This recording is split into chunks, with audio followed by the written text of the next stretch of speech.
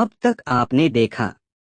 अलका ने भी सोचा, उसे भी सही लगा, लेकिन उसके अंदर पेशेंस ही तो नहीं था।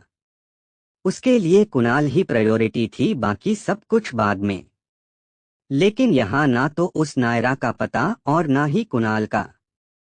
उसके दिल से एक स्ट्रॉन्ग फीलिंग आ रही थी कि वो दोनों एक साथ है और बहुत खुश है। हर रात जब उसने अपने सपने में नायरा को कुणाल की बाहों में देखा, तो उसका गुस्सा सारी लिमिट क्रॉस कर देता, यहाँ तक कि बिना खुद को चोट पहुंचाए कम नहीं होता था। दोनों को साथ में सोचकर ही अलका गुस्से से भर गई। उसने नाखून अपनी कलाई में चुभा लिए। उसने उसी गुस्से में कहा, ठीक है, जो कहोगे वही करूंगी, बस कुणाल कपूर मुझे चाहिए, किसी भी कीमत पर। उसकी हाँ सुनकर चारों खुश हो गए। रमन सिंघानिया ने एक मैसेज भेजा, एक और मोहरा मुबारक। अब आगे। आईने में निहारते हुए खुद से ही बोलने लगी, मानना पड़ेगा बहुत ही फुर्सत में बनाया है भगवान ने तुम्हें। ये नैनंश रंगरूप सब ऐसा जैसे किसी अप्सरा ने खुद इसका उल्लेख किया हो। आज मुझे सिर्फ तुम्हारी किस्मत से जलन नहीं हो रही, बल्कि तुम्हारे इस रूप से भी जलन हो रही है। आखिर क्यों? ये रूप इस पूरी दुनिया में सिर्फ तुम्हें मिला, क्यों नायरा? खुद को नायरा के भेष में पाकर अलका सिन्हा ने ईर्ष्या से आईने में देख रहे चेहरे को घूरा। भगवान से क्या पूछ रही हो, ये तो बहुत आसान है। जब लड़की के माँ बाप ही इतने सुंदर होंगे, तो बिना किसी शक के उनकी बेटी भी किसी हीरे से कम सुंदर नहीं होगी। फिर अपने मन में पर तुम कमक्ल वालों को कैसे समझ आएगा, चाहे किसी का अभी सुंदर से सुंदर चेहरा लगा लो, रहोगी तो टू चीप माल। निशी, तूने कहा तो सही है, लेकिन यार वो हमारे दुश्मन है, तो उसकी खूबसूरती की इतनी तारीफ करना तुझे अजीब नहीं लगता? रीना सिंघानिया ने नाक सिकोड़ते हुए पूछा। दुश्मन कौन है मेरा? रीना, तू शायद अपने दुश्मन की बात कर रही हो, ना कि मेरे। वैसे भी आई हेट बदसूरत लोग। फिर आईने में झलक रहे चेहरे को देखकर, फिर तो ये वो चेहरा है जो मेरा आज तक का सबसे फेवरेट है। मुझे अब नायरा से मिलना है। उसकी बात सुनकर रीना ने अपना माथा रगड़ा और अलका से इशारे में मास्क निकालने को कहा। उसके इशारे को समझ उसने भी निकाल दिया, जिसे देखकर निशीना खुश तो हुई, लेकिन उसके अंतर्मन को पता नहीं क्यों अच्छा भी लग रहा था। शायद इसलिए क्योंकि इस चेहरे का असली नूर, असली सुंदरता उसी में है जिसका ये चेहरा है, ना कि किसी भी टू पीस कॉपी में। ये तो इस चेहरे की बेइज्जती हो नहीं ही इस अनमोल सुंदरता को कलंक लगना। और ये पाप तो मेरे हाथों ही हुआ है, इसका मतलब मैं पापी बन गई। अब मैं क्या करूं? अब मास्क भी वापस नहीं ले सकती। आखिर उसने उसके सबसे बुरे दिनों में मदद की थी। ऐसे ही मन में बहुत कुछ सोचते हुए आखिरकार अपनी शांति के लिए उसने तरकीब ढूंढ ही ली। उसने चमकती आंखों से रीना को देखा और बोली, मैं ना तुम्हें इस लड़की के चेहरे पर लगाने के लिए एक क्रीम दूंगी, जिससे इस मास्क से उसकी असली स्किन को प्रॉब्लम ना हो। और हाँ, अगर ये मास्क किसी भी केमिकल के कांटेक्ट में आया तो खराब हो जाएगा। ये तुम लोगों की आफत, मुझे क्या। बस यहाँ दोबारा मत आना, ये ऑफर वन टाइम का था। That's it.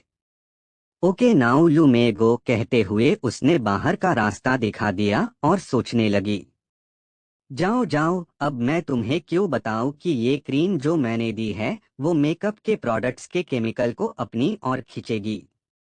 अब ये मास्क 3 महीने के बजाय 1 महीने में ही खराब हो जाएगा। वैसे भी ये ब्रांडेड मेकअप की दुकान अलका को देखकर विदेशी है टिक कहाँ पाएगी। हूँ वही रीना के लिए उसका ऐसा व्यवहार नई बात नहीं थी। वो एक वर्ल्ड फेमस मेकअप आर्टिस्ट, लेकिन बहुत कम लोग जानते थे कि वो किसी के लिए एक जैसे दिखने वाले चेहरे बना सकती है। उसे जो चाहिए था वो मिल चुका था, इसलिए वो भी अलका को लेकर निशी को बाय बोल निकल गई। वही निशी ने उसके बाय को जैसे सुना ही नहीं और अपने फोन में लगकर बिना देखे ही दरवाजा बंद कर लिया।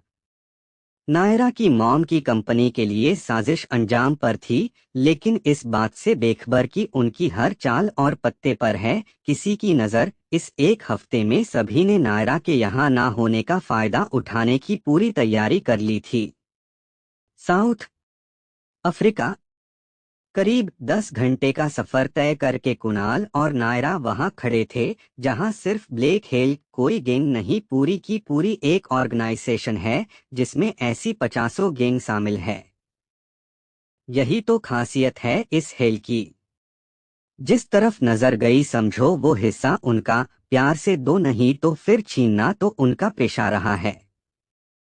जैसे ही नायरा और कुणाल ने इस जगह पर कदम रखा, उन्हें बस एक बेजान सा इलाका नजर आया। दोनों का भेष किसी विदेशी की तरह बना हुआ था, जिससे उनके किसी दुश्मन को पता ना चले। कुणाल पंजाबी पगड़ी और मूंछों में पक्का गबरू लग रहा था, और वहीं Naira orange and brown hairs में एक ब्रिटिश से कम नहीं लग रही थी। ऊपर से उसकी सुंदरता देखने लायक थी। एक ब्लू बॉडीकॉन ड्रेस में नायरा का फिगर बहुत ही हॉट लग रहा था। उसे देखकर तो कुणाल के दिल की धड़कन गाना गाने लगी थी। आज कुणाल का फिर से मन कर रहा था कि वो गाए, तुझे देखा तो ये जाना सनम, प्यार होता है दीवाना सनम, अब यहाँ से कहाँ जाए हम, तेरी बाहों में मर जाए हम। गाना गुनगुनाते हुए कुणाल नायरा के सामने अपने एक घुटने पर बैठकर बोला, दोनों हाथों को खोलकर, आई लव यू सोडिए, तेरा ये रूप देखकर आज मैनू दूजी बार प्यार हो गया, मेरी जाने जहान।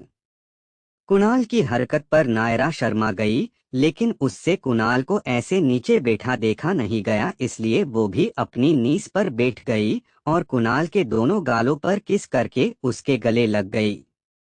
थोड़ी देर इसी तरह गले रहने के बाद नायरा अलग हो गई, लेकिन कुणाल का तो मन ही नहीं भरा था। वो तो अभी भी आंखों में पूरे आसमान की चमक लिए नायरा को निहारे जा रहा था, जो अपने फोन से किसी को कॉल कर रही थी।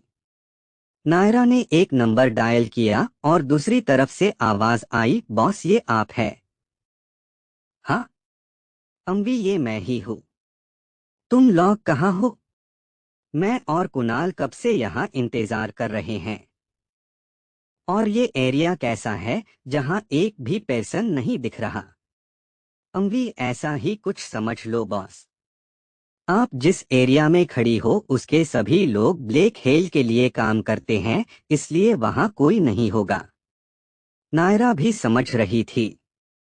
फिर उसने कहा, तो यही वजह है कि तुम सब ने हमें सीधा यहाँ लीड करने के लिए कहा?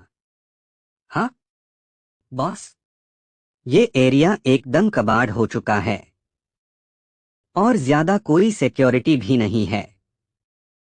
वैसे बॉस हम दोनों यहाँ हैं, लेकिन आप और बिग बॉस दिख नहीं रहे कहीं।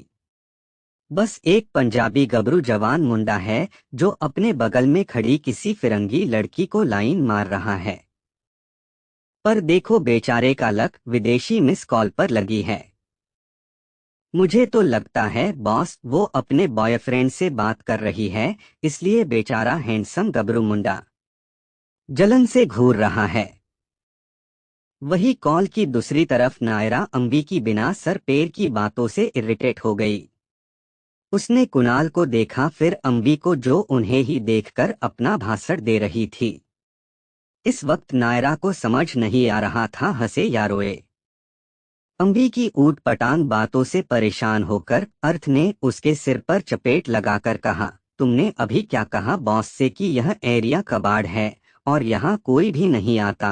अर्थ को सुनकर अम्बी को याद आया। उसने ध्यान से अपनी तरफ आते लोगों को देखा जिनका गुणगान वो तब से कर रही थी। वो कोई और नहीं, उसकी बॉस और बिग बॉस थे।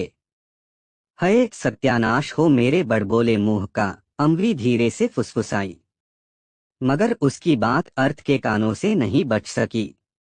अर्थ ने उसे एक अजीब लुक के साथ घूरा, अपनी तरफ घूरती नजरों को देख गुस्से से बोली, ऐसे क्या देख रहे हो अर्थ? कुछ नहीं, बस देख रहा हूँ कि तुम्हारी शकल देखकर कौन कहेगा अंदर दिमाग है भी या नहीं, क्यों ना इसे तुम्हारे माथे पर लिखवाया जाए। वाओ, क्या आइडिया है, तुम और तुम्हारा वो बेस्टी श्रेयांश गजब ही पीस हो। ठीक है ना, तुम्हारी क्यों जली पड़ी है।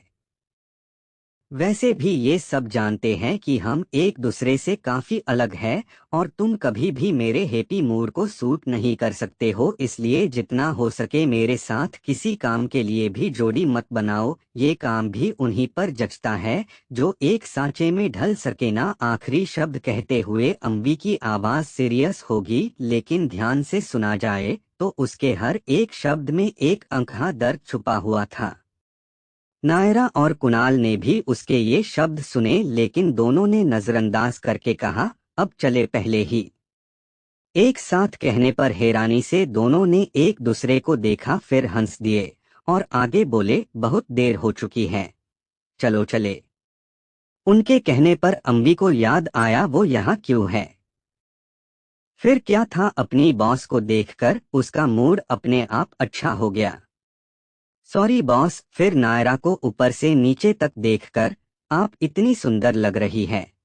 अगर यहाँ के लोगों ने आपका ये गोरा रंग देखा तो जरूर शक करेंगे, या फिर दावत में नाचने का ऑर्डर, इसलिए आपको खुद को ढक लेना चाहिए। नायरा कुछ कहती उससे पहले एक हाथ आगे बढ़ा और उसने उसे अपने बड़े से कोट से ढक लिया। अम्वी इस नज़ारे को देख कूदते हुए बोली, वाह बिग बॉस, पार्टनर हो तो आप जैसा, एकदम केयरिंग वाला। फिर क्या था, अम्वी कुणाल यानी कि अपने बिग बॉस की तारीफ के पुल बांधने लगी और नायरा बस मुस्कुराकर कुणाल के हाथ को पकड़े उसके साथ चले जा रही थी। कभी अम्वी को देखती तो कभी अर्थ को, जो उसकी बातें सुनकर बार बार अपना सरनामे हिला देता। नायरा को उन दोनों को देखते हुए कुणाल ने पूछा, श्रेयांश के आने से कोई तो फर्क पड़ा है, तभी तो जो उसे एक मिनट बर्दाश्त नहीं कर सकता था, आज देख रही हो उसके साथ यहाँ आया है।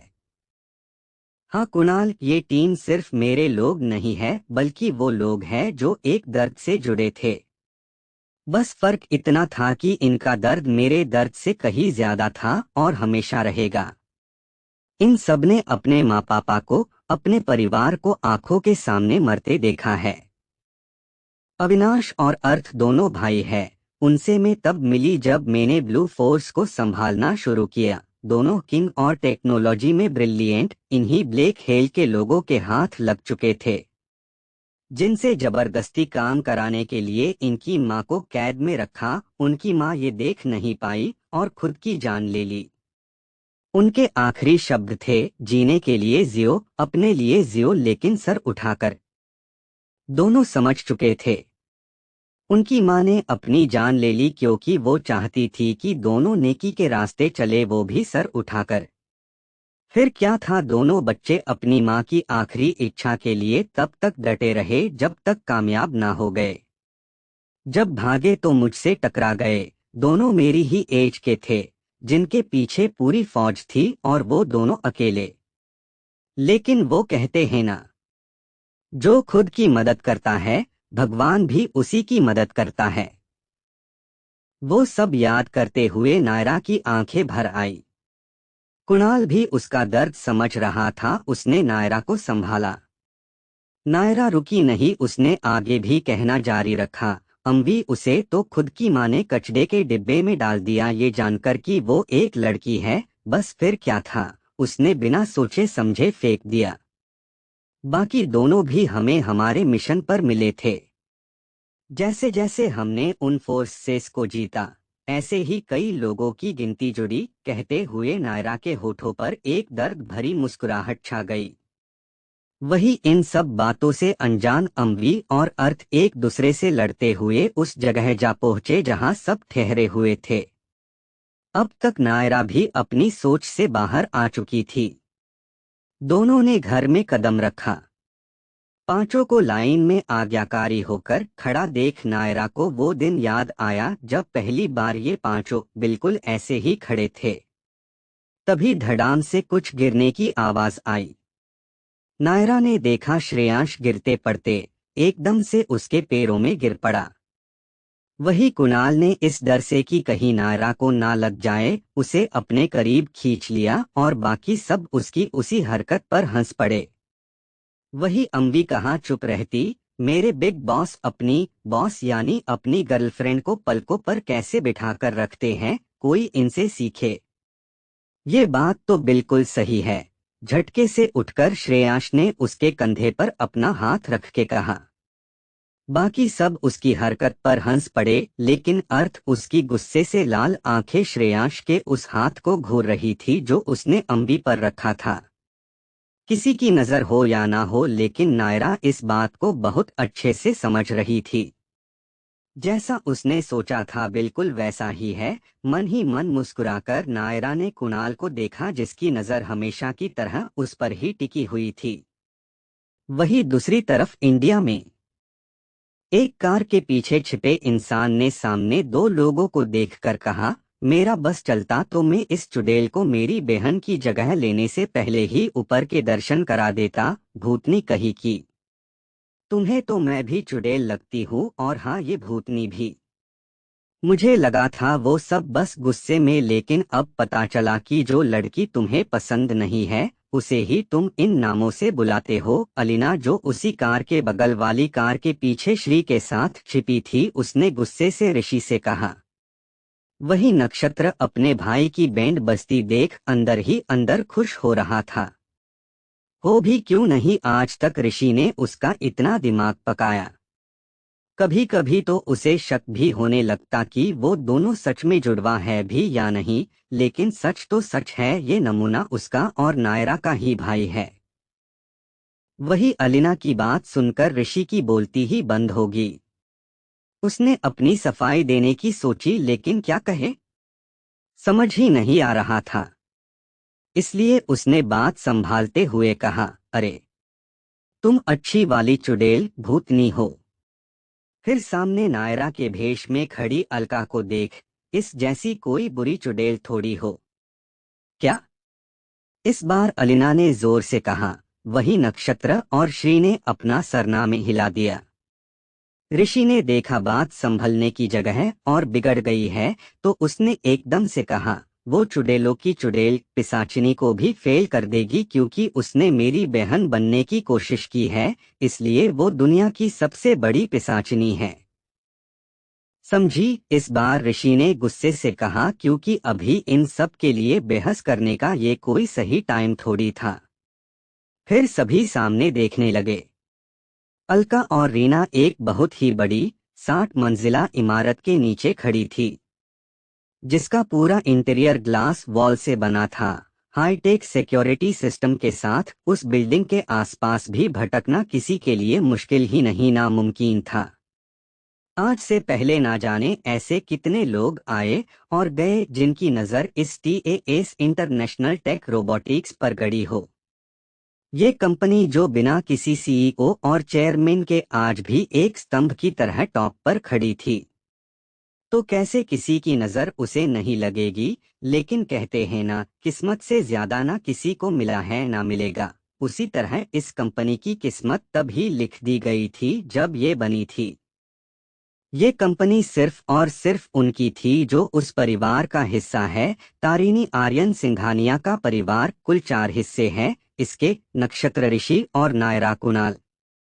ये कोई नहीं जानता कि इस कंपनी का आधारिक हिस्सा उसी साल जिस साल तारिणी गायब हुई, तभी उसके बच्चों के नाम लिख चुका था। उसने अपना संसार तो खोज लिया, लेकिन उसके अंदर बसने के लिए अभी भी उसकी किस्मत तैयार नहीं थी। इसलिए तो उसे जाना पड़ा, बहुत दूर, सबसे दूर। अपनी मॉम की मेहनत से खड़ी कंपनी को देखकर नक्षत्र बहुत प्राउड फील कर रहा था।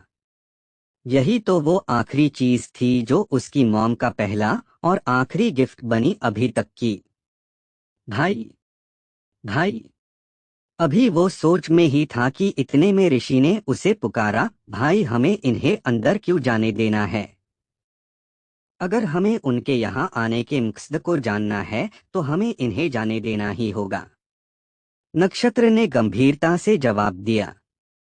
उनकी बातों को सुनते हुए अलीना बोली, अगर आसानी से जाने दिया तो सामने वाला सतर्क रहेगा। उसकी बात को पूरा करते हुए श्री ने आगे कहा, और हमारा ध्यान दूसरी तरफ भटका सकता है। अगर हमें उनके यहाँ आने के मकसद को जानना है तो हमें इन्हें जाने देना ही होगा। नक्षत्र ने गंभीरता से जवाब दिया। उनकी बातों को सुनते हुए अलीना बोली, अगर आसानी से जाने दिया तो सामने वाला सतर्क रहेगा। उसकी बात को पूरा करते हुए श्री ने आगे कहा, और हमारा ध्यान दूसरी तरफ भटका सकता है। नक्षत्र को भी ऋषि और अलीना की बातें सही लगी। उसने दोनों को देखा और बोला, ये बात तो मैंने भी नहीं सोची, तुम दोनों साथ में सब कुछ कर सकते हो। I am really impressed. पहली बार अपने भाई से अपनी तारीफ सुनकर ऋषि ने खुशी से अलीना को जोर से गले लगा लिया। अरे भारी इंसान, जाने दो मुझे वरना ठीक नहीं होगा। ऋषि, जिसने उसे अचानक से गले लगा लिया था, उसे खुद से दूर करते हुए अलीना गुस्से से चिल्लाई। लेकिन मजाल है कि कोई ऋषि सिंघानिया की कैद से निकल जाए, फिर तो ये उसकी बाहों की कैद थी जो अब हमेशा के लिए सिर्फ उसके प्यार के लिए रिजर्व हो चुकी थी। हाँ प्यार, उसे प्यार ही तो हो गया था अपनी भूतनी से जिससे वो कभी चिढ़ता था। उन दोनों की प्यार भरी लड़ाई देखकर नक्षत्र को वो दिन याद आया जब कुछ इसी तरह एक लड़की उससे जबरदस्ती लिपट गई थी। Flashback start. एक लड़की शादी के जोड़े में सुनसान रोड पर नंगे पैर दौड़े जा रही थी। उसके पीछे बहुत से गुंडे हाथों में हॉकी स्टिक और चाकू लिए उस लड़की के पीछे भागे जा रहे थे। लड़की अपनी पूरी जी जान लगाकर बस उनसे बच निकलने की उम्मीद में भागे जा रही थी। उसे तो अपनी कोई सुध होश ही नहीं थी। कितने ही कंकड़ उसके पैरों में चुभे, कांटों की वजह से उसका पैर दर्द से सूज गया, रोड पर पड़े कांच से कट गया, लेकिन मजाल है कि उसकी उम्मीद टूटी हो। उसने अपनी पूरी कोशिश के साथ साथ अपनी पूरी ताकत झोंक दी थी। बिना किसी मंजिल, बस उसकी तलाश में सामने उस ढलते सूरज को देखकर अपने लहजे को पकड़े दौड़े जा रही थी। तभी उस ढलते हुए सूरज की रोशनी को चीरते हुए एक परछाई नजर आई जिसे देखकर लड़की के लब मुस्कुरा उठे। वो परछाई सूरज की तेज किरणों की वजह से अंधेरी रात की तरह लग रही थी, लेकिन उस लड़की के लिए उसकी अंधेरी दुनिया से बाहर निकालने की इकलौती रोशनी जिसे पाना ही उसकी दुनिया बन गई थी।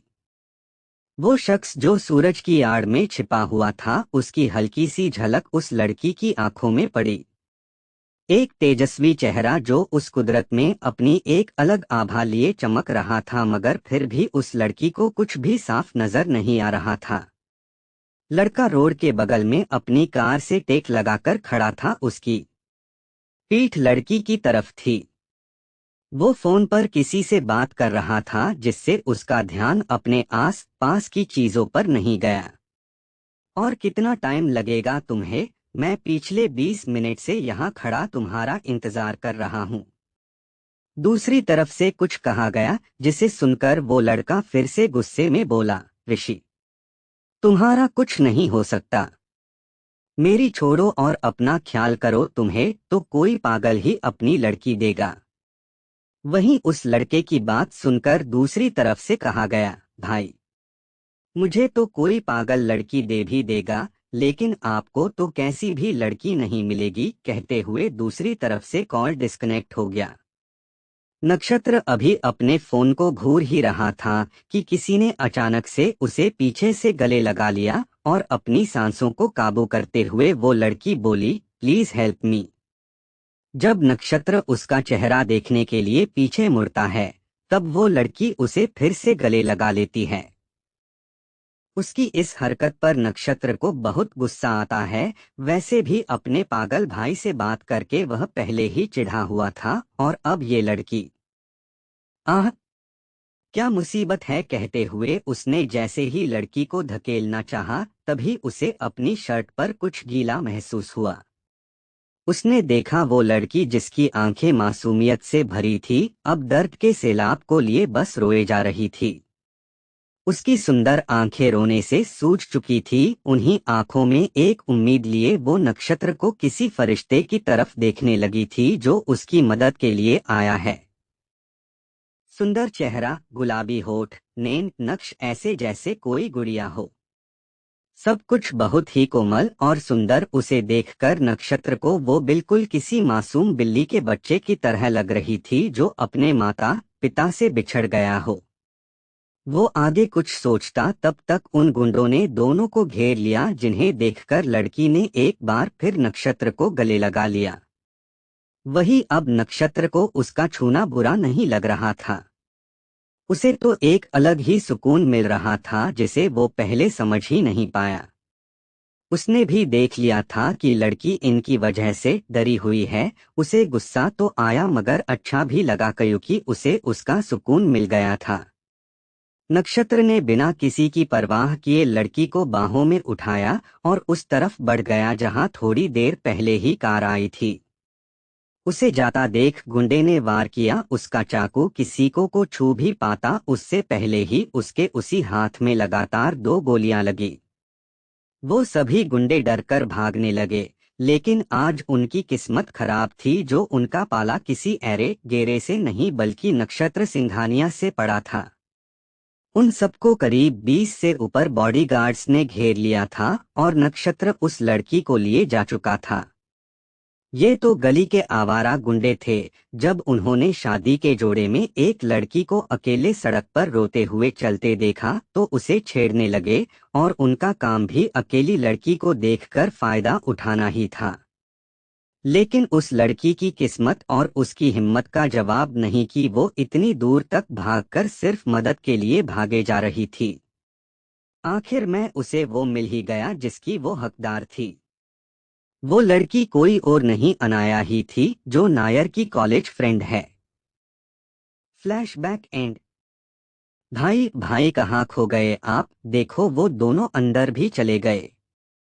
ऋषि की बार बार बुलाने पर नक्षत्र होश में आया। उसने सामने देखा जहां वो दोनों नहीं थी। उस दिशा में देख उसने एक ईविल स्माइल दी, फिर ऋषि को देखकर बोला, ठीक है, अब इससे आगे उनका पीछा करना मेरा काम है।